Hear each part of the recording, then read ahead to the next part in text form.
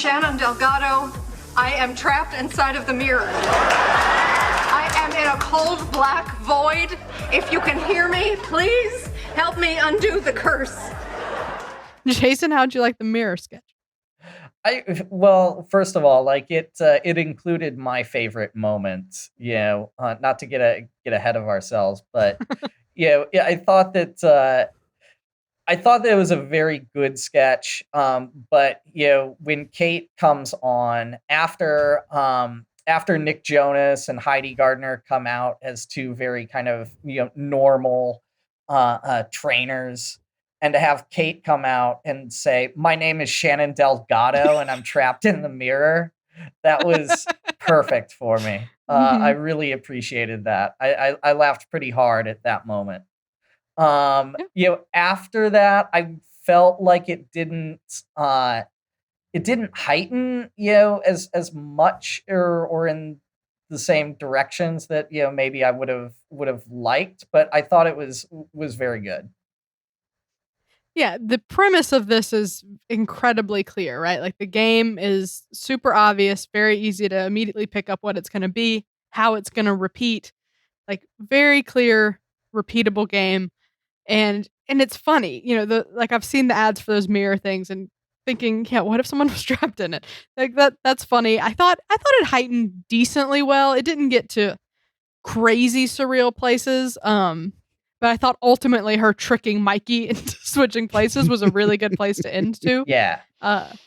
So I had a good time with this. I thought this was really fun and really like technically well written in the sense of, yeah, super clear game and everything, all that stuff. So I liked it, and I thought Chris Redd was the perfect voice of reason for this too.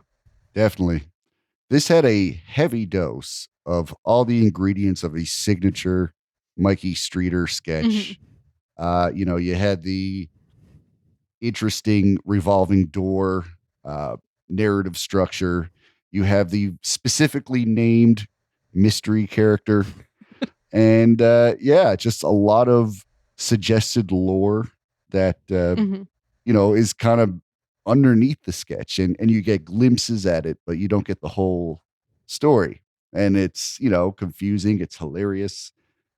This is up there with the David S. Pumpkins and Kevin Roberts of Mikey Streeter sketches. So I'm loving this.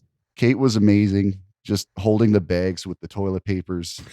You could really get a sense of someone that was just plucked out of life and put into a mirror. And this poor sweet woman, she just wants to get back to her husband. You feel for her. I love these sketches. Mikey and Streeter are, there's an argument to be made. You can apply these guys to auteur theory for, just how much of a stamp they put on a sketch. Like you watch it and you say, that's Mikey and Streeter. That's what they do. It worked. It worked. I'm free. I'm free. Ron, I'm coming. No! No, why am I in here? Steve, what's your best sketch? It is undoubtedly the mirror workout sketch for sure. That was such a great time. And I love the sketches that, give you a couple more questions to ask along with the answers. There's definitely a whole lore here. We'll probably never see a mirror workout 2 or anything, but there was just like so much eerie setup here. I love that it was only used just to create lore, and it almost seems like it goes to waste, but that extra effort really pays off, I think, especially when it's comedy. Very good.